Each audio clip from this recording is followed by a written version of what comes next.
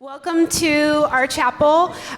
This is one of those events that Christy and I really get excited about because these are folks that we have worked with extensively over their time at Jessup, and we want them to share with you guys about their journeys and how they have made use of their time here at Jessup and what they're doing beyond Jessup. So we invited them this morning to share, so thank you guys in advance for what you're doing. So I'm going to start with the first question. We're just going to jump right in.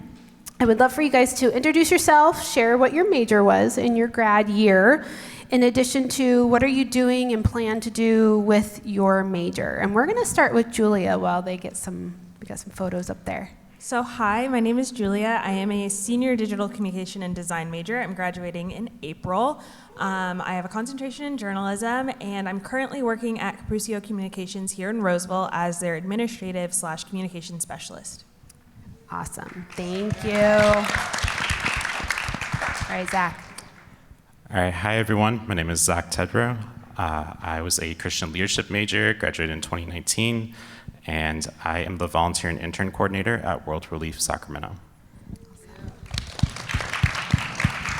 Good morning, everyone. My name is Courtney Skinner, and I graduated in 2019 with my bachelor's in public policy, and my emphasis was in government and politics. Currently, if you see the picture, there's me and a few of my coworkers. I currently work for an association management firm called Murdoch, Walrath, and Holmes, and within that we have a various amount of clients like Cash, as you see in that picture, and we try to aim to get funding from the government for school facilities to make sure that our K through 12 kiddos, the school facilities are safe for them to go to, and yeah. That's okay. Thank you. Marcus? Good morning, Chapel. I'm Marcus Tovar. I'm a part of the Jessup men's soccer team, if you didn't know. I graduated here in December of 2022, and I'm currently in a Master's of Business Administration program, and I did my internship at Rockland PD over summer, and so that's what I learned. Awesome, thank you guys. Let's start with Courtney on this one, okay?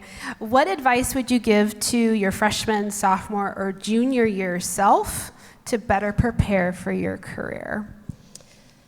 Oh man, I don't think there's any amount of advice that I couldn't not give my younger self if I could, but in respects to the career field, I think as you're looking for jobs or as you're looking at, oh, what am I gonna do when I graduate? And we were joking around, I hated that question when I was about to graduate. I don't know, I am trying to figure it out, but if I were to give myself advice, it would be to slow down, to take a breath, and to look at all the various different avenues that you have available to you, even if you're just 10% interested in something that could put you ahead in your career field or even adjacent, like I'm in politics and I'm also a master's student getting my, or going for negotiation, conflict resolution, and peace building. So for me in the government space, that's like a side advantage that I would have after my degree as compared to just getting another master's in public policy or public administration. I think that's a good example of,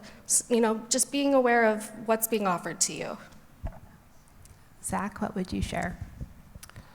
Yeah, so I think what I would tell my younger self when I was at Jessup is to just kind of, similar to Courtney, just explore. Like, there's so many different opportunities and you never know what things are gonna end up impacting your later career. So like with me with World Relief, I only knew about the organization because one of my classes that I took with Daniel Gluck did a field trip to World Relief as part of our class, Leadership and Justice. It was not something I thought at all that I wanted to do, but it, years later, it just happened that that's where I ended up. So definitely just like explore, try different things, and also just take advantage of opportunities like leadership, athletics, going on different trips, study abroad. Those are all amazing opportunities that you have now for building skills that you never know how you might use later. Awesome. How about you, Marcus? So being a recent grad, I just went through the same 4 years as you guys are going through. Some advice I'd give myself is start earlier. So when I was looking at my degree audit, I looked at internship as like the last thing you do for like a senior. But if you can, being in athletics, the only time we have open is summer, and that's when I did my internship. If you can, do more than one internship. I know it's all on your degree audit just to get it done and like another class, check it off the box. But what really gave me the experience in my internship was, so I wanted to be a game warden before. I worked at the Rockland Police Department, but getting the insights of just that one internship, it like completely changed my whole career path. So I think the more internships you do, the more options it gives you, and it opens your eyes to what you can accomplish and what you can get done as well. So that's what advice I would give to my. Awesome, thank you. And Julia, you're at the tail end. Any advice for freshmen or sophomores? I would say yes to opportunities, even if you don't think you're going to enjoy it. Some of the internships that I said yes to were things I was like, I'm not going to enjoy this at all, so why would I say yes? But it was something to do, and so a lot of the experience that I got that I ended up like using now in the job I have was from those internships, even though I didn't think at the beginning that it was going to be something that I enjoyed at all. And so that's something I really like value now, like especially with the type of work I do. It's a lot of different things, and those internships helped prepare me for those. So if I hadn't said yes, I wouldn't have the experience that I needed in order to get a job. Awesome, thank you. Next question. Did your career plans change during college? If so, what prompted that change? Zach? Yeah, so I actually came in as a history major, and then as a sophomore, switched to Christian leadership.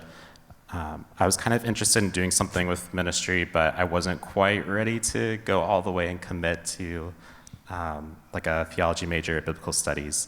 So I didn't really know what I was going to do with leadership major. Right after I graduated, I ended up working in higher education, working in kind of a student life capacity because I was on student leadership here and really loved that experience. And I worked in that kind of field until just a few months ago when I randomly came across this job at World Relief and just applied because that's what you do. You just apply for jobs all the time and you never know what's going to happen. And yeah, it just, when I went to meet the team to learn more about the organization, I realized just like how much I loved what I would be doing in my role. And so it's not something I thought at all that I would be doing. It's certainly not something I thought I would be doing when I was a student. So I think just be flexible. You never know. Like that's why I kind of say take all those different experiences now as a student, because you never know what's going to come back around as a skill that you're going to use or a connection that is going to impact your career choices later on. So definitely that's how I ended up here. Courtney, I know you have something to say about this one. No. Well, it's funny. Before I came to Jessup, I was at Sac State for 2 years, and so I have experience with the state school system. And during that time, I was studying social work. So I knew that I wanted to be in a helper capacity. I was more in a feeler kind of position, a lot of emotions. But then this is a perfect example. I'm sitting in my class, and I can remember it. We're talking about things that are of general interest to me. Of course, the topic is interesting, but I was sitting there and I think, I could do more than this. I feel like I'm not giving my full self, or I just feel like I'm coasting, which might sound kind of odd, but when I say coasting, I say I'm understanding the content, but I want to do more. I want to do more. I want to learn more. I want to do more. I want my career to be something that I can utilize a lot of my strengths, maybe not just one of them. But that's just me. I'm a very driven person, so I double dip myself in jobs and activities, and Zach and I did leadership together, and definitely take advantage of the opportunities because I never would have dreamed of working in the capacity I am now. And even before that, I was working at the state senate, and I was there for 2.5 years, and never in my life. If you had asked me when I graduated high school, you're gonna work at the senate one day, and I would probably pass out. That would not be something I'd wanna do, but it's crazy how God can just intervene in your life if you just, keep yourself open. Keep yourself open. Awesome, thank you. Marcus, let's start with you on this one. What surprised you most about the internship process? Man, so when I first started, I was just doing the internship. I was gonna come in, like what I put into it, I'm gonna get out of it, So that couldn't be more true. What surprised me most is the experience that I got. I got to work with a bunch of people within the police department. So I went on ride-alongs, I worked in the back with evidence, and one of the actual crazy stories was we actually went to a real scene, and we went and scanned for fingerprints, trying to pin this suspect to a crime, and that was actually one of the craziest things I've ever seen. Also, the networking that you get to experience within your internship, so the connections, also the ride-alongs that I went on, I got 3 officers' numbers that with them letting me know that if I ever need any help with anything or resume, if I'm applying for a different job or if they need a reference, because I was with them that whole day or the whole time I was at the internship, they could vouch for me in any other job that I wanted to do in that career path. And then obviously something to put on your resume. Something funny that I thought was I was being investigated by the cops. Obviously not a bad thing, because you needed to pass a background check to work at the police department. So that was one of the funny things. They were coming and knocking on my neighbor's door, calling everybody I put down as a reference. So that was one of the pretty cool experiences that I had as well. And I'm going to interject another question here specifically for Marcus. How did you find that internship? Yes, so obviously you guys have 2 great resources right here. Christy. Shameless plug. Exactly.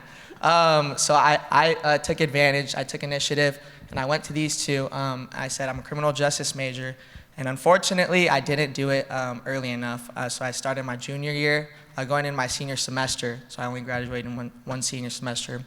And I had 1 summer left before I graduated, so I had to do it this summer. And I went late to them, and I scheduled a meeting, probably 15, 20 minutes. We narrowed it down, and we said, what do you want to do? These are the options. You got to apply. And so I applied to Placer County Sheriff's, Rockland PD, and a bunch of other departments. And luckily we were able to select it down, and we got in with the Rockland Police Department. But also the Career and Internship Expo, a story about that is it started at 10:30, one of the years I went my junior year, and I was there at 10:20 with 10 copies of my resume, just meeting everybody in the field that I wanted to go to. So just take initiative yourself and go out there and get what you want is pretty much what I would say. Well, since you mentioned it, the expo is coming up on April 5th at 10:30 outside the CAF. So you can be like Marcus and show up early with resumes. We also have our photographer there to take professional headshots for your LinkedIn profile. So I'll go ahead and add that in. So Take thank you. advantage of that. Yes, thank you. Julie, I want you to speak into this. You've had a few different internship experiences. So any surprises?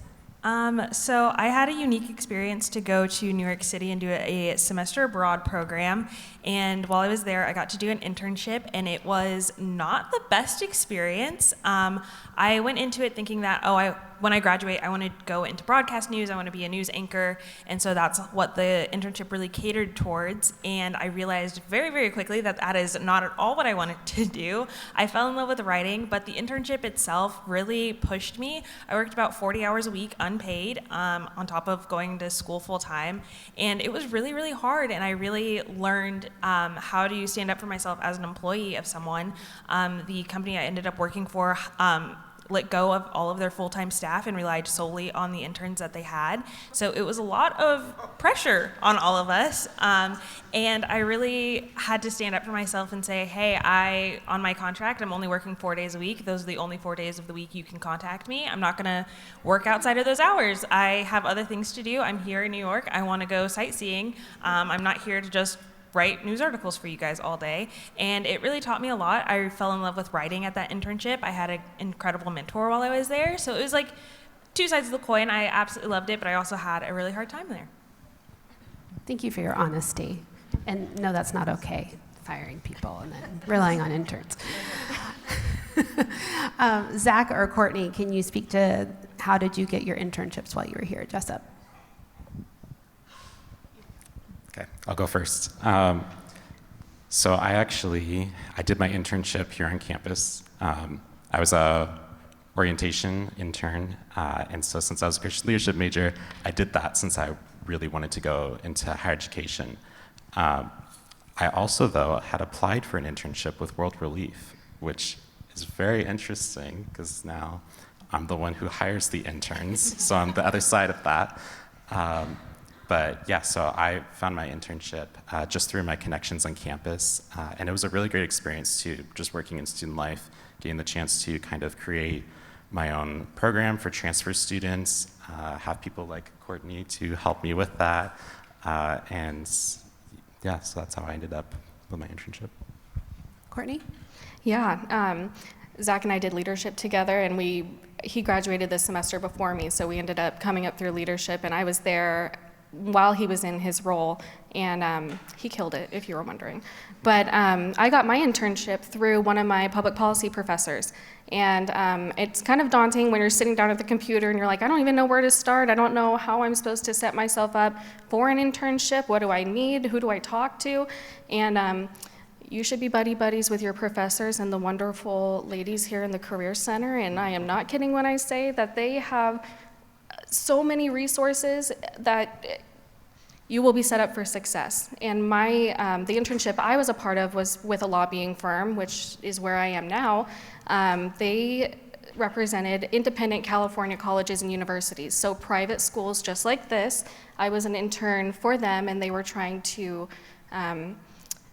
advocate on behalf of our universities. So just be aware that there are resources here for you, and just like Marcus said, start early, be proactive in your approach to it, but I think they're here to help. So maybe just help them help you, and you'll be good. I want to piggyback off of what Zach just said. You mentioned that in your current role now that you are hiring interns. Hello, hint, hint. Yes, I am. What are you looking for in an intern? I think someone else mentioned it, that for an internship, you're going to get out of it what you put into it. It's really a chance for you to create your own experience.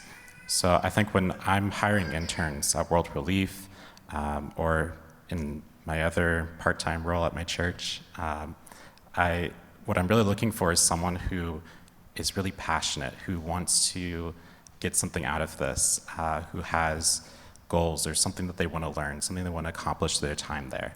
So that's something that I really kind of stress through the interview process, and then also with our current interns, is what do you want at the end of your time with this organization to be able to say that you gained from this experience? How do you want to talk about this in future interviews when you're interviewing for jobs and they ask you about your previous experience? What do you want to say on your resume about this? And really trying to balance both the real world experience like Julia got, but also the learning aspects of having this chance to talk to people who are in these positions, who are in this field that you might be interested in, and really kind of get a view into what that work would be like. Thank you. For our final question, most of you do not serve in a traditional vocational ministry role. Please share, in what ways have you integrated your faith into your work? Just jump in. I'll start.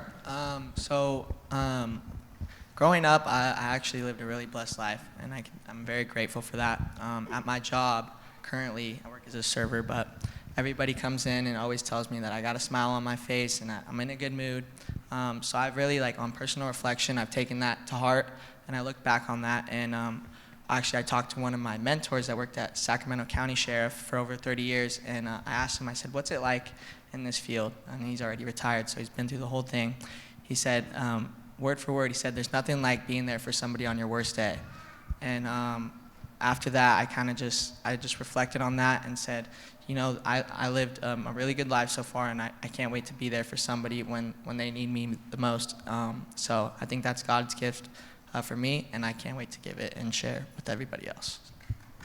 Thank you. Courtney?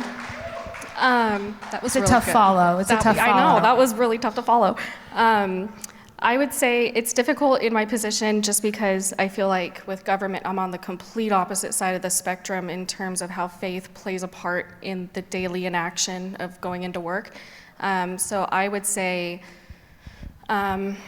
leading by example, seriously, is so prevalent because it's funny, here in this room, And even while we were worshiping, I don't get that very often, except, if I were to go to church, being in a room with similar-minded people, praising, worshiping, I don't get that on a daily basis, let alone in a monthly, yearly basis, because, you kind of have to keep things under wraps about your faith, about how much you're willing to exert yourself and your personality, because at least in the government space, there's a lot of drinking, there's a lot of just adults acting like you wish they'd be more mature than what they are.